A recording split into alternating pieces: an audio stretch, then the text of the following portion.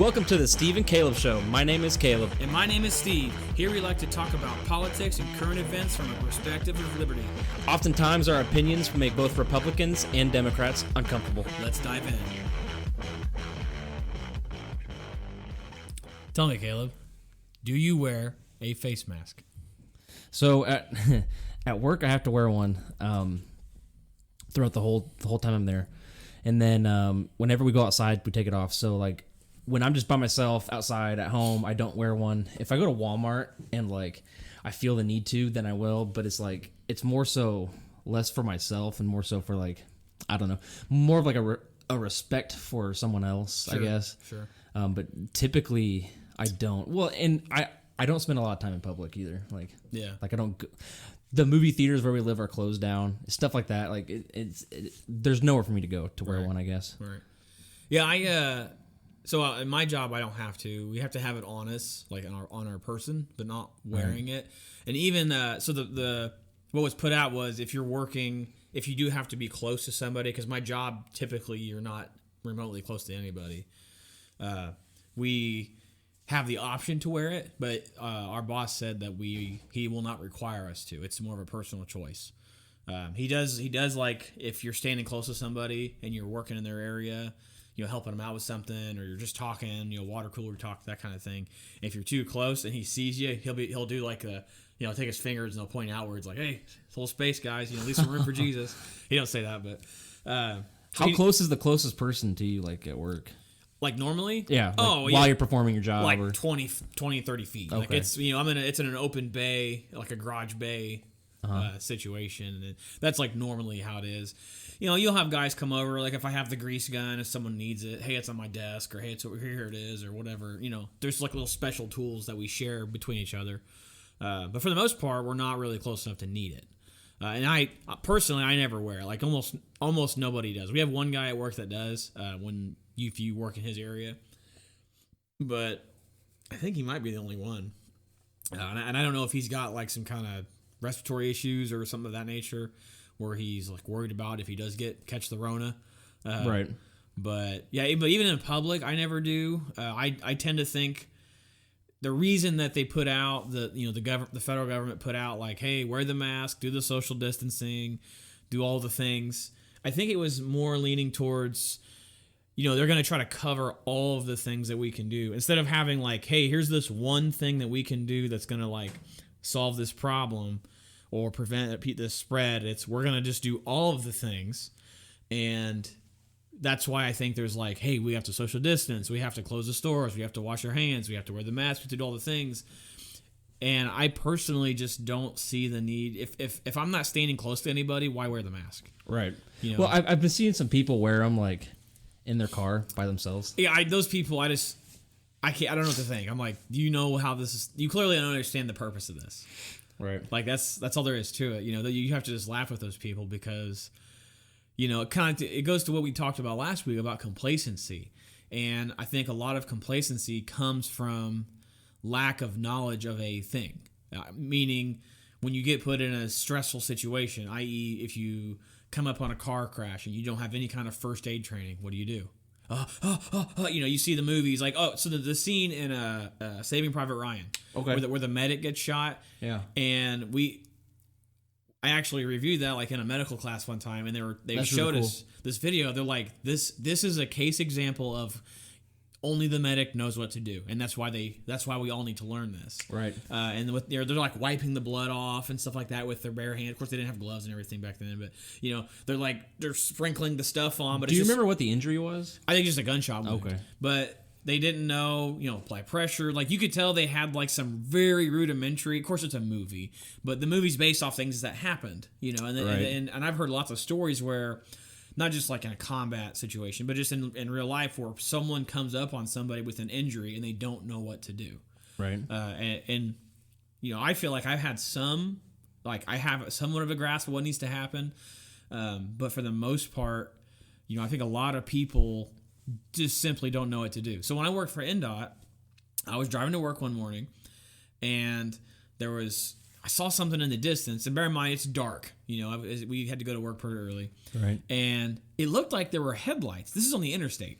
the headligh's facing me and like flashing, and I'm like, huh? And there's just something in my head like, hey, this is not good. What's this? Something in my brain was like, hey, slow down. So I start slowing down. Luckily, there's not a lot of cars behind me or nothing. And as I get closer, I realize there's a semi on the shoulder, and then there's a car in the passing lane on the interstate facing me, like stopped. And I'm like, oh, this is a wreck. So I pull over, throw my hazards on, and kind of luckily I had my sweater on, which had the reflective stuff, all the high vis. And I get out, and the trucker had just stopped. He got out. I guess, someone had sideswiped this lady, spun her around a whole bunch of times, and she's freaking out. All she knows is she just got hit, quote unquote, and she doesn't know what to do. And what was she doing? The word is panic, right? Now, right. What are we seeing today with the coronavirus response? Panic. You have the people who are doing nothing, which is it's either ignorance or they don't care. And then you have the people that are doing all of the things, like all the time wearing a mask in the car. And I had enough awareness of mind to say, ma'am, I need you need to get out of your vehicle, or we got to get you out of the road, is what I kept telling her. She had her hands locked on that steering wheel, like white knuckled. Oh, and someone hit me. Oh, she's all crying and sobbing, and she's just, she's hysterical. I mean, rightfully so. I'm not saying she's like wrong for being upset about it. But we kept telling her to get out of the road. My car won't start. I don't know what's wrong. Car was still in drive. That's why the car wouldn't start. And I put your car in park. I'm trying to like tell her to do things. And luckily, there was enough room for people to get around. But about the time that I'm telling her to get the car in park, you ever hear a car going fast slam on their brakes? Yeah. Where it doesn't lock up, but you hear the ABS kicking in, and you hear like this loud vibe. You can hear the brakes rubbing on the brake pads, the rotors, and it's like this really violent, scary. It kind of sounds like a big mechanical swarm of bees coming at you. Yeah, okay. And I look and I see like this little Toyota car, that's all I remember of it, coming at us, like slamming his brakes, and he's like swerving and stuff, and luckily he got around us. So I looked at the truck driver. I was like, can you try to get her out of here? I'm going to try to slow down traffic because I got all this high-vis stuff on. So I start running, and I'm like flagging people down, all this stuff. But eventually the cops showed up. Everything was fine. I went to work. End of the story for me. And but anyway, that's what I see people doing. They don't know how to handle a disease. I mean, how often has this happened to us in the United States? Hardly ever. And you look at even in like Asia, I feel like their cases haven't been nearly as bad, but they've been like the bird flu and all the stuff they were dealing with. They've been kind of dealing with this stuff for years, so they kind of know how things work. They're also what do they call it? Like a mask wearing society. Yes. Yeah. Like they're already so controlled and. Yep. And yeah. Obviously there's cultural differences there. Sure. I think if the federal government, as far as handling this, would have just said, hey, we really recommend you guys wear masks, and the governors of the states were like, hey, we really recommend you guys do this. I feel like way more people would have done it. But Americans, to a good thing and a bad thing in some respects, I'm very much like, well, I was going to do this, but now that you told me to do this, I'm not going to do it. Like whatever it is, right. Like I would probably wear my seatbelt, but now, like all the time, just normally. But now that I have to, I don't want to. I still do, but there's a part of me that's like, click. Well, there goes a little bit more freedom. It's ridiculous. It's so small. It's so ridiculous. But there's a part of me that's like, don't tell me what to do. Like, let me make my own decisions. So I was actually listening to a interview that Joe Jorgensen had on C-SPAN, which if you haven't seen it, I highly recommend it. And basically they're just like allowing her to say her stances on things. And I'm glad somebody did. Yeah, is a C-SPAN, like, it's not mainstream, evening news type, but C-SPAN's kind of known, They're kind of mainstream. Yeah, a little bit. Not saying that they're like, that's everyone's Saturday morning watch for the day. Absolutely not. I listened to her interview, and me and my wife were in my truck, and we had a plan going somewhere today.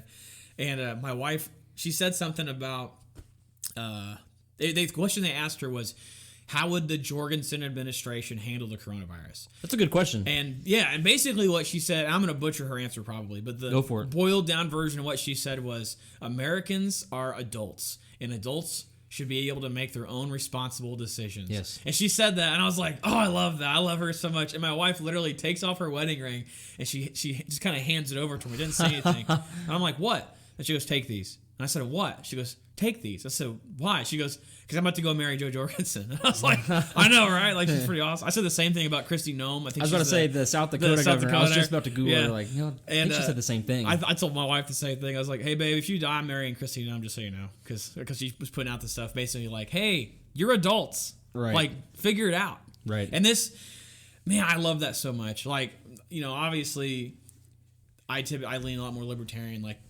individual responsibility, individual rights. Right. They go hand in hand.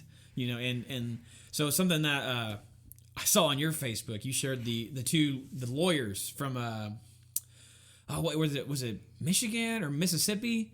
They were pointing the AR at the protesters. Oh yeah, okay, yeah. Community, St. Louis, Missouri. Yeah, and that's a perfect example of individual rights and of individual responsibility. Their responsibility was you need to be trained on that weapon. Sure. Yeah. And then somebody said on there. You should have to pass a written test in order to buy a firearm. And my comment was, I totally agree with you. It's just like it's written in the Second Amendment. It doesn't say that, by the way. In case right, no. Know.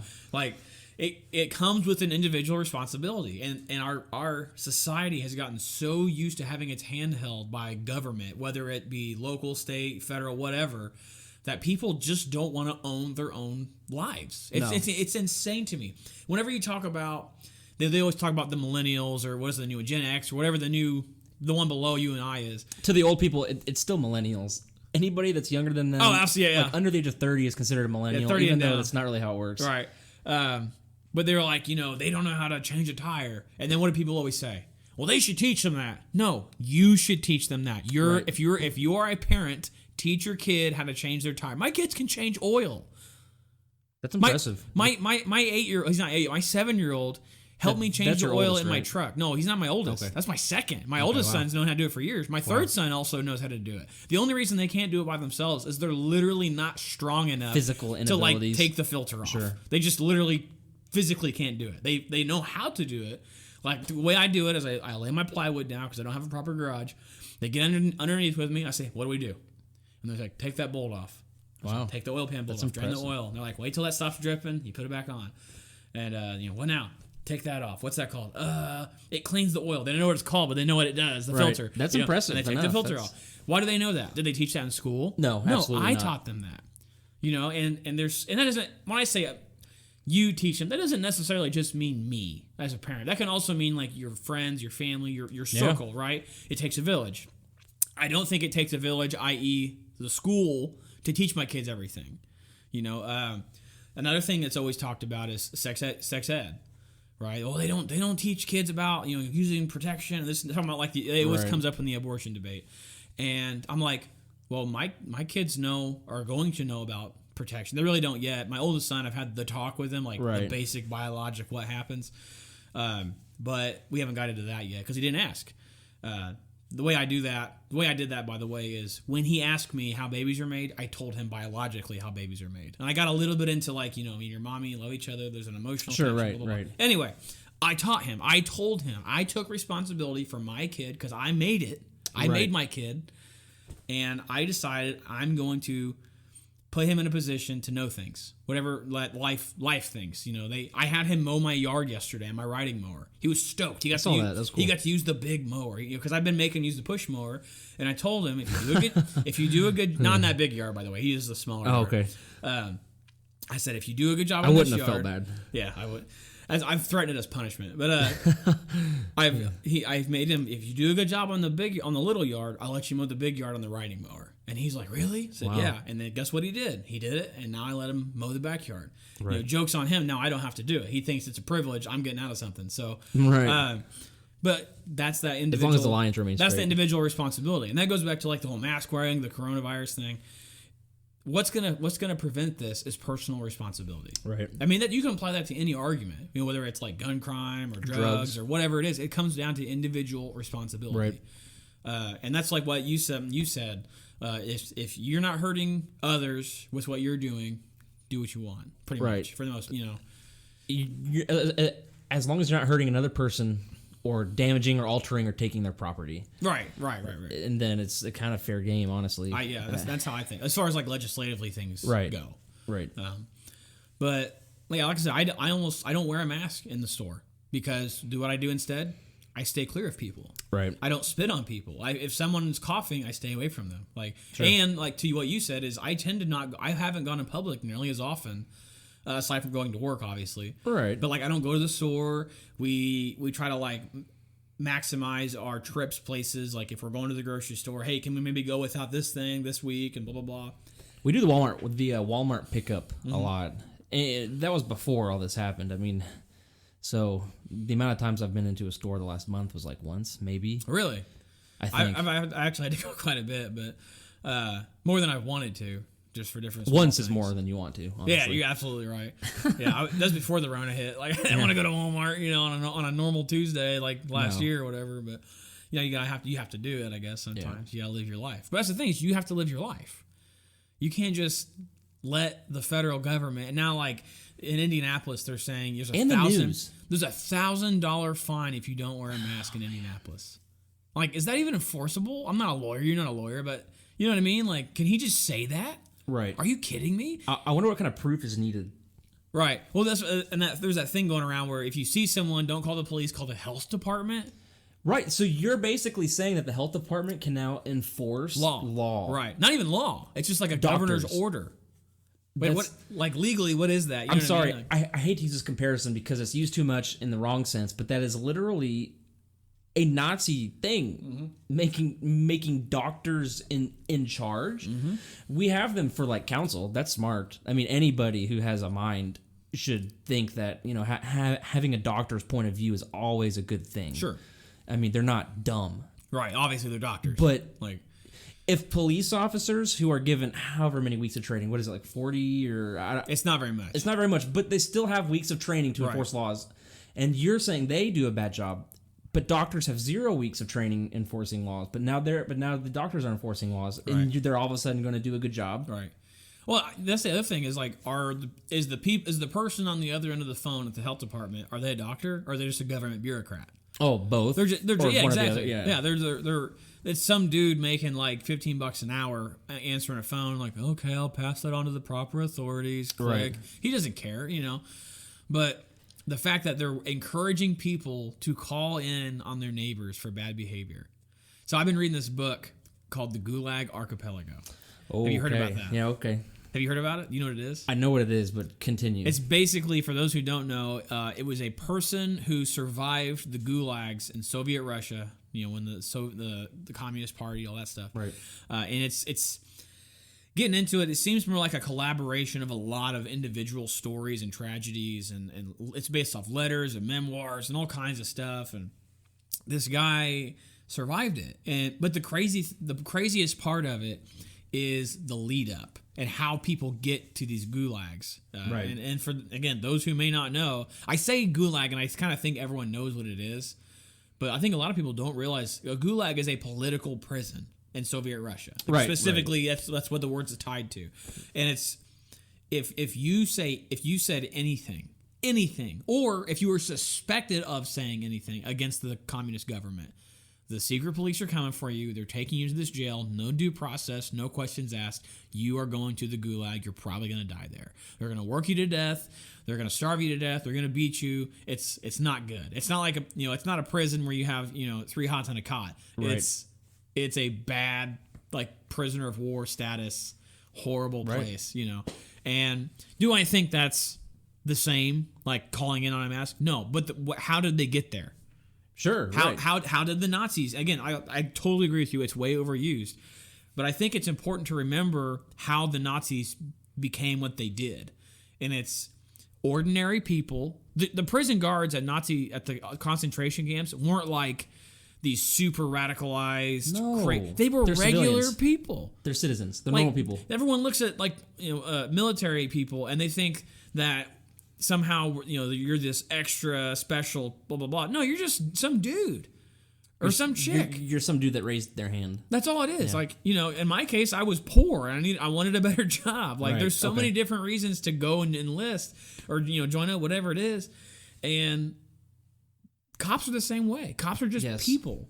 And there's this, people forget. The ones who are willing and excited to call in on their neighbors. It's like, do you not realize that's a human being? go talk to them. If someone has a problem with me not wearing a mask, I am more than open to someone coming up to me and like, hey, why aren't you wearing a mask? Or hey, you should have a mask on.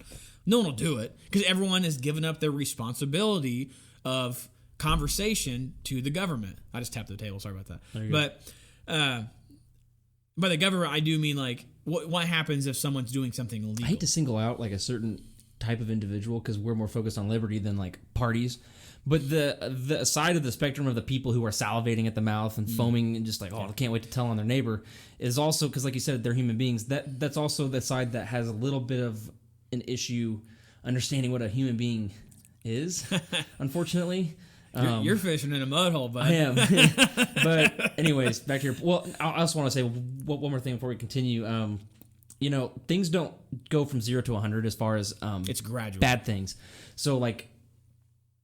let's not use Nazis as an example. Let's use the slave trade. Sure. Right? What do I want to call them? Colonials in Western civilization didn't go from 0 to 100. They're just like, what sounds good? Enslaving people. No, it was a gradual occurrence. Yeah. It started off with these African tribes going to war with each other, having prisoners. What do we do with these prisoners? Well, we use them as slaves. Well, we have too many slaves. Yeah. Well, now we're going to sell the rest of our slaves. It's a gradual thing. It's things like bad things don't just all of a sudden happen. Right.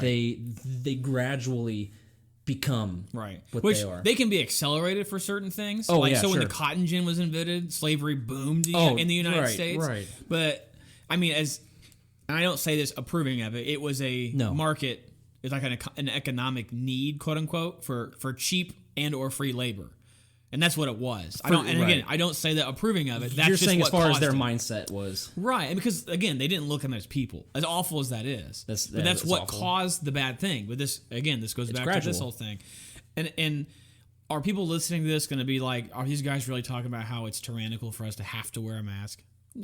Is it tyrannical? No, but that's the thing is. Had the first, was it 1619 the first slaves came to the United States? I don't know. That's a big, the 1619 Project is a thing. I think the New York Times started. It won like a Pulitzer Prize, this lady that wrote it. I think that's the year that the first slaves came to America. And there's an argument made for that's when America was founded, as far as like the America of today. I don't know if I agree with that, but I get the point at least. Yeah. But anyway, it started somewhere. It started with something small. It's just one slave, So like I use this example with my boys all the time when they disobey, right? So let's think of a good example. I told my boys, hey, I want you to go I have this trailer for my lawnmower. Put it in the garage, close the door. Mm-hmm. And they're like, okay. So I saw him out there wheeling the trailer over there. Yeah. I'm like, cool, mission accomplished, right? I go back to doing dishes or whatever. And I go outside a little bit later. The lights are still on in my garage. The doors are still open, but the trailer's in there. And he said, well, I put the trailer in there. I said, but you didn't close the door. Shut the lights off. He says, but I put the trailer in there. I did what you said. I said, no, you did most of what I said. You didn't do all of what I said. And he's like, well, I mean, I tried. I'm like, Isaac, if I made you brownies and I told you there's just a little bit of dog poop in the brownies, would you eat them? He said, well, no. My mom used that example so many times. It's from an old Skit Guys thing, this thing I saw in church and youth group like 10 years ago.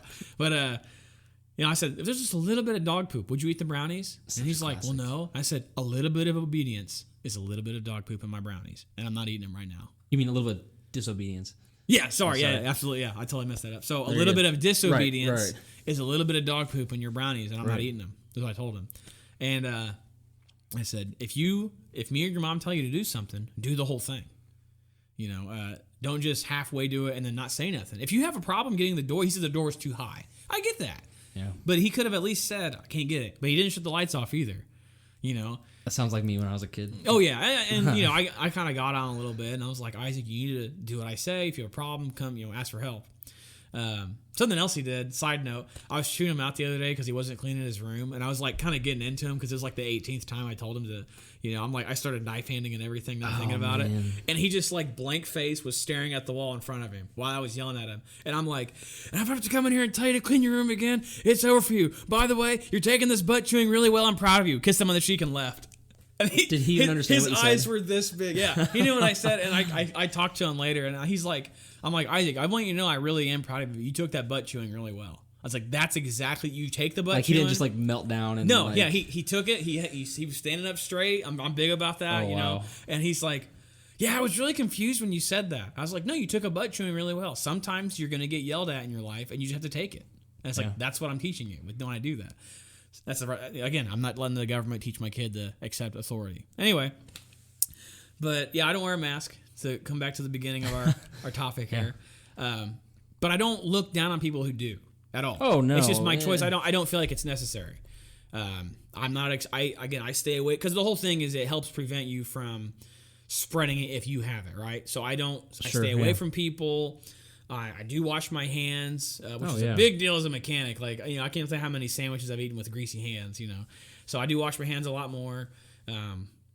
That's another thing is, like, someone sent me like a video and explains why the soap does kill the virus, and I'm like, oh, there's education. I'm now educated, and I'm going to make an educated decision. Right. I never washed my hands before, ever. Like, hardly ever. I will at someone's house. Like, if I'm here and use the bathroom, I wash my hands. Oh, yeah. Out of respect I know to what you mean. Like, but randomly like washing your hands. at home or like at work or whatever, I just didn't do it. But now that I'm educated on what it does, I made an educated decision. Right. And so that's what I do. And the mask thing, I'm social distancing instead because I don't think that you have to do both. And again, if I just avoid crowds. I went to a graduation ceremony yesterday. It was outside. Everyone was spread out and everything. And at the end, it was funny because at the end, people started gathering in for the pictures and everything. You know how they do. And I stayed over by the fence with my kids. I was like, I'm not getting in that crowd. Yeah, I'm not scared. I'm not terrified. But I also understand. I don't know all these people. I don't know where they've been. I'm being careful. Yeah. And a lot of them were wearing masks and stuff. But nonetheless, they were crowding up. And I just don't do that. I make that responsibility. And one more thing to that point, going back to those people holding that gun and everything, and somebody said something about the pointing the gun at the protesters, and I had said, he said, you know, should someone be able to do that? And I said yes. Yeah. Or no, he's talking about masks. He said if a store says you can't come in here without a mask on, why do you have a problem with that? I said I don't. It's private business. No, yeah, absolutely. Yeah. And I said, he's like, well, I think, you know, people spreading it and this and that, and people are getting it because people aren't complying with what the governors are saying, not with their orders. I hate that word. And I said, sometimes liberty is dangerous. It's a risk. Almost all the time. We have to accept it. Right. Is it dangerous for me to own? Is there an inherent danger with me owning weapons where I have children? Yes. So what do? Risk management. I keep them away from them. I keep them where the kids can't get them. I don't keep ones I'm not. The only guns I keep loaded are on my hip, right, or in my truck locked when I'm at work. You know, and that's it. The rest of them are all put away properly. They're safely secured. I also have knives in my house. You know, like kitchen knives, and they're sharp. I sharpen my knives with a whetstone. They're really sharp. Which is laughable, but like over in Europe, there are some places in Europe where you have to be like 18 years old to buy a butter knife. Really? A butter knife? Yeah, so I saw there was this package. It was like Thomas the Train or Winnie the Pooh. It was a character of some sort. So obviously it was not even a weapon. It was a cutlery for a child. Right. And there was a piece of tape, like the pricing tape, like you'd see at like Dollar General or Dollar Tree. And it was like, must be certain age and up to purchase or something. Because it had the like butter that. knife in there. Yeah, because it had a knife. That's incredible. Well, then everyone wants to compare us to Europe. I don't want to be like Europe. Which I mean goes to the point of, you know, when you are submissive to super strong orders to everything. That's where you end up. Mm-hmm. So yeah, sure, like the mask thing isn't unconstitutional. I mean, I guess there really isn't a constitutional. There isn't anything in the Bill of Rights that says, you know, the government can't ask you to put a mask on, I guess. But people's issue is that's where you end up, being 18 years or older to buy a Winnie the Pooh knife. And if you don't see where those two things connect, then I guess we'd have to have another episode about that, because you got to start over from the basics at that point to not truly understand like how what you're saying, wearing the mask really isn't that big of a deal, but being like, quote unquote forced by an executive order is so much different. Right. I hate that they call them orders, the governor's orders, and I'm like obviously we have the military background. That we understand orders. Yeah. Because we raised our hand and volunteered. No one volunteered to be an American unless you came in here, you know, immigrate or whatever. But you know, we live in Indiana. I didn't swear a civilian oath To the governor. of allegiance to the governor. No. You know, I will respect his authority because I have to. He's technically my commander in chief. And so when I'm on duty, if that's what's required of me, I'll mask up because that's how orders work for the military. We volunteered for it. Right. But I don't believe that a civilian government person can order a private citizen to do anything. Now, if you want to pass laws through the process, due process, that's a different thing. Right. Whether, I might disagree with the law. I kind of disagree with the seatbelt law. I think that's a victimless crime for you if you choose not to wear a seatbelt. But I still do it. Right. Because and if I'm required somewhere, like my wife when she goes to her appointments for the baby, she has to wear a mask. Totally fine with that. Right? Or like there's some stores around us that require you to have a mask. They conveniently sell them for $1, by the way. I just don't shop there. And they conveniently don't have a waste management bucket for these things to go into because this disease is so horrible that there is no waste buckets for these things to go into because it's so horrible. It's so horrible. It's so dangerous. We don't want to collect the horrible trash. So yeah, we'll just leave it on the ground. Dude, there's so many masks everywhere. Where I work with about. I mean, the entire company where I work at is about 6,000 people, I think. And so there's like 4 or 5 laying on the ground at all times. Just laying on the ground. That's incredible. So, yeah. But I just, I get the people want to do what they want to do, But let's have a little individual responsibility return to our culture. That's kind of what my whole thing is. Raise your kids. Take care of your neighbors, do unto others, golden rule, not even from a religious standpoint, because I don't want to legislate my religion or anyone's religion. Sure. But you can't really legislate responsibility. You just can't do it. Well, it's not responsibility at that point. Right, exactly. It's duty. and then you start getting yeah. into some weird like communist stuff, and I'm just not cool with that. No. But yeah, just do the right thing, whatever the right thing is to you. Now, obviously, again, to our point, if you're hurting others or you're hurting someone else's property, that's sure. different. So So, for example, if you have COVID, right, I'm not going to go anywhere. I'm going to stay home, right? Because we're not jerks. And I'll take another level. I haven't seen my grandparents for a year because of the deployment. Sure, yeah. And I would love nothing more than to sit down with my grandpa Lou and my grandma Jane and have Mickey Mouse waffles because she has a little waffle iron. It's a thing for my childhood. Because you were deployed before we started this podcast, right? up. Yeah. And right when we were coming back, like before we left where I was at, it was like, hey, there's this new virus, and we're like, oh, I wonder if that'll slow us down. We had no idea, and we realized how bad it was going to get. No one did. But I would love nothing more than to sit down at their dinner table or their little bar, they had breakfast bar at their house, and eat Mickey Mouse waffles and talk about stuff. Mm-hmm. But I don't do that because they're fairly old, and my grandpa especially would be at high risk for it. Right, because we're not saying that this thing is fake or... Right, I don't think I have it, but I don't know that I don't have it. So I will stay away from them. I FaceTime them, I text them, I keep in whatever communication I can with them because that's my individual responsibility.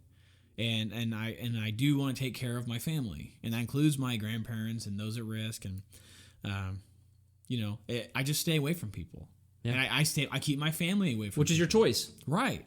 And I do get the discussion why this is the way it is because there is a certain element of you can possibly cause harm to other people, but I think it's different than pointing a gun at somebody because I've heard it compared to that. Of not wearing a mask, is compared to you're basically pointing a gun to someone's head. At face value, I can see why that might be a good argument. Mm-hmm. And I heard that, and I'm like, my initial knee-jerk reaction was, no, it's different. I'm like, because more willing. That's willingly pointing a gun at somebody. Sure, like you willingly loaded it. You willingly know it's loaded. You willingly have your finger on the trigger. Versus there's an element of it. I get it. Sure, so what do I do? What's my response? What's my response to that? Well, knowing your response was probably just to think about it. Like, okay. Well, I don't mean like when I heard that I was like, okay, so there is an element of truth in that statement of you may be putting people in danger. I'm like, okay, that's risk. What do I do to take care of that risk? I'm not wearing a mask. I just don't want to. So I stay away from it. Right. Well, if we're going to legislate people because of what they might be risking to others, that's really slippery. The slope's very slippery. Yeah, I'm not a huge fan of that.